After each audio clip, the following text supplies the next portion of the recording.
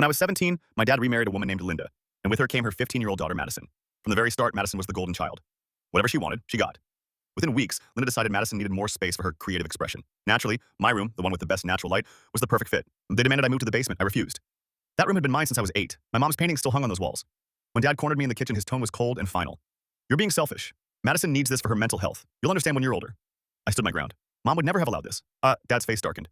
"Your mother isn't here anymore. Linda is. Get over it." 3 days later, I came home from school to find my bedroom door ripped off its hinges. All my stuff was dumped in the cold, musty basement. Madison was already redecorating, ripping down my mom's paintings and tossing them in the trash. When I tried to save some, Linda blocked me. Madison deserves a fresh start without your dead mother's ghosts haunting her space. I took what I could and retreated to my new prison. Madison transformed my room into an Instagram nightmare.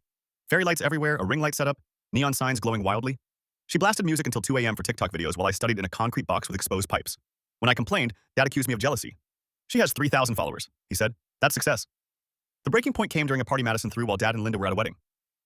40 people packed the house. I stayed in the basement trying to block out the noise. Around midnight, I heard a scream. Madison, drunk and showing off, decided to kick through the wall between my old room and the bathroom. She'd seen it in some viral video. "It's just drywall," she slurred into her phone. "Watch this. Kick 1, kick 2. The third kick went too far. Madison's foot smashed through the wall, but it wasn't just drywall.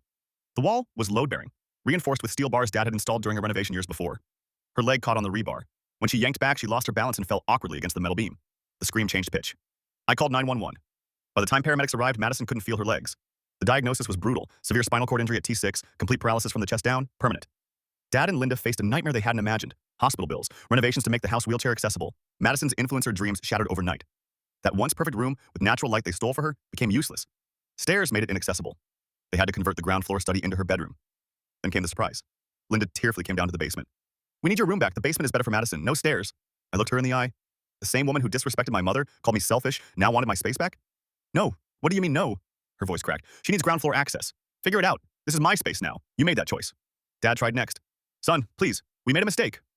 I shrugged. "You made a choice. Madison made a choice. I'm making mine." They couldn't legally force me out.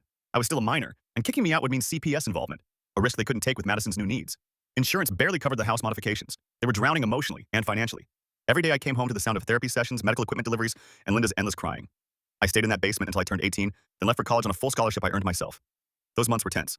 Madison would wheel past the basement door, shooting me scornful glares. Linda stopped talking to me altogether. Dad looked older by the week. 4 years later, I was thriving. A degree in software engineering, a great job, and my own apartment filled with natural light. I came back once for my grandmother's funeral. Madison was bitter. Linda exhausted. Dad defeated. He pulled me aside. "I know we failed you. I'm sorry." I nodded, keeping my peace. "I hope Madison's doing okay with her recovery." That was it. No more words, no more expectations, just the quiet satisfaction of living my best life, and knowing they couldn't touch it.